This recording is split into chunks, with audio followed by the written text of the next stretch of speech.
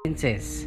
इस कहानी की शुरुआत में एक प्रिंसेस को होश में आते हुए दिखाया जाता है जिसे कैद किया गया है और तभी उसे याद आता है कि उसे किसी चीज़ से बेहोश किया गया था और अब वो कैद में है। तभी उसे किसी के आने की आहट आती है। वो जल्दी से उसी तरह से बेहोशी का नाटक करने लगती है जिस तरह से कुछ देर पहले वो बेहोश थी। यहाँ पर दो सिपाही आते हैं। प्रिंसेस उन दोनों के ऊपर हमला कर देती है। दरअसल वो एक बहुत अच्छी फाइटर है, इसीलिए इन दोनों को मारकर यहीं कैद करके वो एक दूसरे कमरे में जाती है और जब वो ऊपर से नीचे देखती है तो देखती है कि दूसरे राज्य का जो प्रिंस है जिसका नाम जूलियस है, उसने उसके माता पिता को और उसकी छोटी बहन को बंदी बना लिया है। यहाँ से कहानी फ्लैशबैक में जाती है जहाँ पर दिखाया जाता है कि प्रिंसेस और जूलियस की शादी होने वाली थी और क्योंकि जूलियस एक अच्छा इंसान नहीं था इसीलिए प्रिंसेस उसे पसंद नहीं करती थी और जब इन दोनों की शादी थी तो प्रिंसेस शादी से भाग जाती है और इसी बात का बदला लेने के लिए जूलियस ने इनके राज्य पर आक्रमण किया है और यहाँ के राजा यानी कि प्रिंसेस के पिता को, उसकी मॉम को और उसकी छोटी बहन को बंदी बना लिया है क्योंकि वो किसी भी कीमत पर प्रिंसेस से शादी करना चाहता है ताकि शादी के बाद वो इस राज्य का भी राजा बन जाए। प्रिंसेस को हासिल करना उसकी एक जिद बन चुकी है। अब प्रिंसेस इस कमरे से बाहर निकलती है और तभी एक गार्ड जिसने आयरन मास्क पहना होता है उसके सामने आ जाता है। प्रिंसेस उसका मुकाबला करती है और बड़ी बहादुरी से उसे भी मार देती है। वहीं नीचे जूलियस को दिखाया जाता है जो अपने कमांडर से कहता है कि जाओ और देख कर आओ कि प्रिंसेस अब तक तैयार हुई कि नहीं। कमांडर अपने एक सिपाही को भेजता है जो कि बहुत ही मोटा होता है। ऊपर प्रिंसेस जो कि किले में फंस चुकी है, उसे किसी भी तरह से नीचे आना है। वो सबसे पहले अपने कमरे में जाती है जहाँ पर उसकी तलवार होती है और ये तलवार उसे उसकी मास्टर ने दिया था जिसने बचपन से उसे लड़ना सिखाया था, तलवारबाजी सिखाई थी। हालांकि उसके पिता नहीं चाहते थे कि वो लड़े क्योंकि उसके पिता को हमेशा से एक बेटा चाहिए था और वो एक लड़की थी। अब यहाँ पर प्रिंसेस को ढूंढते हुए वो गार्ड भी आ जाता है जिसे कमांडर ने भेजा था, लेकिन प्रिंसेस अपने आप को बचाने के लिए, उसे छुपने के लिए दीवार से नीचे लटक जाती है। गार्ड जब वहाँ से चला जाता है तो वो ऊपर आ जाती है और एक पर्दे के पीछे, दीवार के पीछे चली जाती है। उस दीवार पर एक छोटा सा होल होता है जिससे वो जूलियस के कमरे में देखती है। उसे पता चलता है कि जूलियस की जो दोस्त है उससे उसका अफेयर है, यानी कि उन दोनों के बीच में रिश्ता है। उसी छेद से वो अपनी तलवार डालकर जूलियस को मारने वाली होती है कि तभी वहां पर एक गार्ड आ जाता है और जूलियस से कहता है कि आपको राजा ने बुलाया है। जूलियस वहां से चला जाता है और अब यहाँ पर प्रिंसेस अपने आप को बचाने के लिए, यहाँ से निकलने के लिए एक छोटे से होल से बाहर निकलती है। पर जब वो ऊपर देखती है तो वहाँ पर एक बहुत ही बड़ा गार्ड होता है जो कि बहुत ही पावरफुल है। इन दोनों के बीच में फाइट होती है, लेकिन प्रिंसेस अपने लड़ने की स्किल से उसे मारकर ऊपर से नीचे फेंक देती है जहाँ पर जूलियस खड़ा होता है और अब जूलियस को समझ में आ जाता है कि ऊपर कुछ न कुछ गड़बड़ है। यहाँ पर वो गार्ड भी आ जाता है जिसे कमांडर ने भेजा था और बताता है कि उसे प्रिंसेस ऊपर कहीं भी नहीं मिली। इस बात से जूलियस को गुस्सा आ जाता है और वो अपने लोगों को ऑर्डर देता है, जाओ और किसी भी कीमत पर उसे ढूंढकर नीचे लेकर आओ। और अब बहुत सारे सिपाही प्रिंसेस को पकड़ने के लिए ऊपर की तरफ भागते हैं और जल्द ही प्रिंसेस तक पहुंच जाते हैं। प्रिंसेस उन सब का मुकाबला करती है। वो एक एक करके कई सारे सिपाहियों को मार देती है, लेकिन सिपाहियों की तादाद बहुत ज्यादा है इसीलिए वो एक सिपाही को पकड़कर ऊपर से नीचे कूद जाती है। अब क्योंकि सिपाही उसके नीचे होता है इसीलिए उसे कुछ भी नहीं होता, लेकिन सिपाही बहुत बुरी तरह से जख्मी हो जाता है। यहाँ पर पहले से सिपाही होते हैं जिनमें से एक प्रिंसेस के ऊपर हमला कर देता है। प्रिंसेस अपनी जान बचाने के लिए खिड़की से कूद जाती है जहाँ पर एक कपड़े को पकड़कर नीचे आकर वो एक विंडो से अंदर एक कमरे में चली जाती है, पर अब वो बहुत बुरी तरह से जख्मी हो चुकी है और तभी उसे एहसास होता है कि कमरे में कोई आ रहा है। वो उसके ऊपर हमला करती है। अगले पल वो देखती है कि ये कोई जूलियस का सिपाही नहीं है बल्कि उसकी मास्टर, उसकी टीचर है। उसकी मास्टर देखती है कि वो बहुत बुरी तरह से जख्मी है। प्रिंसेस पूछती है कि आप यहाँ पर क्या कर रही हैं? वो बताती है कि मैं तुम्हें ढूंढने के लिए आई थी। इसके बाद वो उसके जख्मों पर मरहम लगाती है और बताती है कि तुमने प्रिंस जूलियस से शादी करने से मना कर दिया था, इसीलिए उसने हमारे राज्य पर आक्रमण किया और हमारे बहुत सारे लोगों को बेरहमी से मार दिया।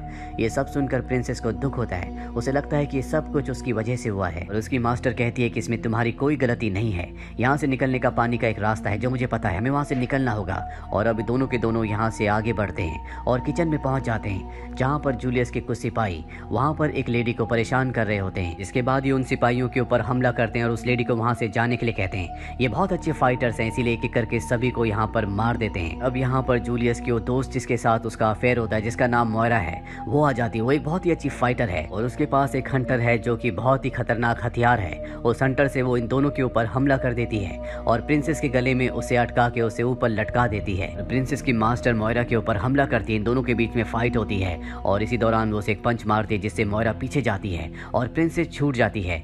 यहाँ पर प्रिंसेस की मास्टर आग लगाकर जिसके पीछे मोयरा फंस जाती है, प्रिंसेस को लेकर यहाँ से निकल जाती है और उस जगह पहुंच जाती है जहाँ से ये बाहर निकल सकते हैं। प्रिंसेस की मास्टर से कहती है कि तुम्हें यहाँ से अकेले जाना होगा, मोयरा यहाँ पर आने वाली है, मुझे उसे रोकना होगा। हालांकि प्रिंसेस ऐसा नहीं चाहती, पर उसकी मास्टर कहती है कि तुम्हें अपने परिवार को बचाना है, हमारे पास इसके अलावा कोई भी रास्ता नहीं है। प्रिंसेस पानी के रास्ते यहाँ से निकल जाती है और उस जगह पहुंच जाती है जो कि कारागार यानी कि जेल है। यहाँ पर उसका पूरा परिवार भी कैद होता है। साथ ही यहाँ पर 3 सिपाही होते हैं जो बैठे होते हैं, जो यहाँ पर निगरानी के लिए रखे गए हैं, और ये तीनों के तीनों शराब पी रहे होते हैं, जुआ खेल रहे होते हैं। और अब प्रिंसेस उनके सामने पहुंच जाती है, पर इससे पहले कि तीनों सिपाही को समझ पाते, वो उनके ऊपर हमला करके उन्हें बुरी तरह से मार देती है। और ये सब उसके पिता, जो कि राजा है, जो कभी नहीं चाहते थे कि प्रिंसेस किसी भी तरह की फाइट सीखे। वो चाहते थे कि प्रिंसेस एक आम लड़की बने, क्योंकि उन्हें कभी भी लड़की नहीं चाहिए थी, बल्कि उन्हें एक वारिस यानी कि एक बेटा चाहिए था। लेकिन प्रिंसेस हमेशा से एक योद्धा बनना चाहती थी, इसीलिए उसने फाइट सीखी और एक बहुत अच्छी योद्धा बनी। अब वो अपने परिवार को लेकर यहाँ से निकलने लगती है, लेकिन तभी बहुत सारे सिपाही यहाँ पर आ जाते हैं, जो प्रिंसेस के ऊपर हमला कर देते हैं। प्रिंसेस बेहोश हो जाती है, और जब उसे होश आता है तो वो जूलियस के सामने होती है। वहाँ पर उसका पूरा परिवार और साथ ही उसकी मास्टर भी होती है, जिसे मोइरा यहाँ पर लेकर आई है। प्रिंसेस जूलियस से कहती है कि मैं तुमसे नफरत करती हूँ और बहुत जल्दी तुम्हें मार दूंगी। ये सुनकर जूलियस को बहुत गुस्सा आता है और कहता है कि अब मैं तुमसे शादी नहीं करूंगा, बल्कि तुम्हारी छोटी बहन से करूंगा, क्योंकि ऐसा करने के बाद भी मैं राजा बन जाऊंगा। और वो अपने सिपाहियों से कहता है कि इसे मार दो। प्रिंसेस अपनी मास्टर को इशारा करती है कि वो उसकी बहन को लेकर यहाँ से निकल जाए, और ठीक उसी वक्त वो सिपाही के ऊपर हमला कर देती है, जिससे उसकी मास्टर को मौका मिल जाता है और उसकी छोटी बहन को लेकर वो यहाँ से भाग जाती है। अब यहाँ पर सिपाही उसे पकड़कर खिड़की से नीचे फेंक देता है। वो पानी में जाकर गिरती है, उसके हाथ बंधे हुए हैं, साथ ही वो बेहोश भी हो जाती है। पर चंद ही सेकंड्स के बाद उसे होश आ जाता है, जिसके बाद उसे अपनी जिम्मेदारी का एहसास होता है कि उसे अपने पूरे परिवार को, पूरे राज्य को बचाना है। वहीं पर एक कांच का टुकड़ा होता है, जिससे वो अपने हाथों पर बंधी रस्सी को काटकर पानी से ऊपर यानी कि बाहर आ जाती है। वो अपने परिवार को बचाने के लिए एक बार फिर से किले के अंदर, महल के अंदर आती है, पर तभी उसके सामने एक गार्ड आ जाता है। वो गार्ड इससे पहले कि उस पर हमला करता, वहाँ पर एक बहुत बड़ा स्टैचू होता है, जिसके पीछे प्रिंसेस की छोटी बहन छुपी होती है। और जब गार्ड स्टैचू के सामने आता है तो प्रिंसेस की छोटी बहन स्टैचू को गार्ड के ऊपर गिरा देती है, जिससे उसकी मौत हो जाती है। और अब यहाँ पर मास्टर भी आ जाती है। इन्हें देखकर प्रिंसेस बहुत खुश होती है। ये तीनों के तीनों एक तहखाने में जाते हैं, जहाँ पर जंग के बहुत सारे हथियार होते हैं। प्रिंसेस अपनी मास्टर के साथ वहाँ से कुछ कवच पहनती है, हथियार लेती है और अपनी छोटी बहन से कहती है कि तुम्हें यहीं रहना होगा।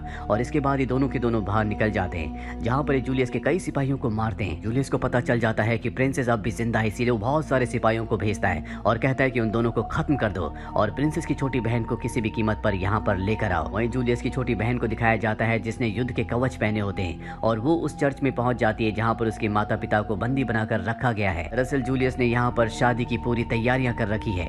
प्रिंसेस की छोटी बहन यहाँ पर मास्टर के एक आदमी को, उसके साथी को खोल देती है, पर तभी जूलियस उसे देख लेता है और पकड़कर चर्च के फादर के पास ले जाता है, ताकि वो इन दोनों की शादी करवा दे, जिसके बाद वो यहाँ का राजा बन जाए।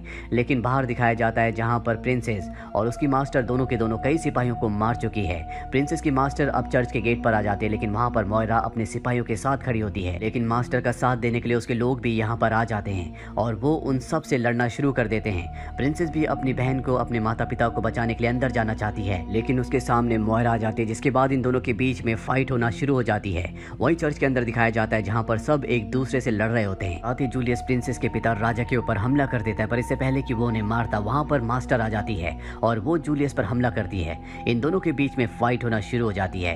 वहीं बाहर दिखाया जाता है जहाँ पर प्रिंसेस और मोइरा एक दूसरे से लड़ रहे होते हैं। ये दोनों ही बहुत अच्छे फाइटर्स होते हैं, लेकिन इस फाइट में प्रिंसेस की जीत होती है और मोइरा की हार। वो मोइरा को मार देती है, जिसके बाद वो चर्च के अंदर जाती है, जहाँ पर वो देखती है कि जूलियस ने उसकी मास्टर को जख्मी कर दिया है। इससे उसे बहुत दुख होता है। तभी उसकी मास्टर का आदमी वहाँ पर आता है और मास्टर को वहाँ से ले जाता है। अब यहाँ पर सिर्फ प्रिंसेस और जूलियस है, इन दोनों के बीच में तलवार से फाइट होना शुरू हो जाती है।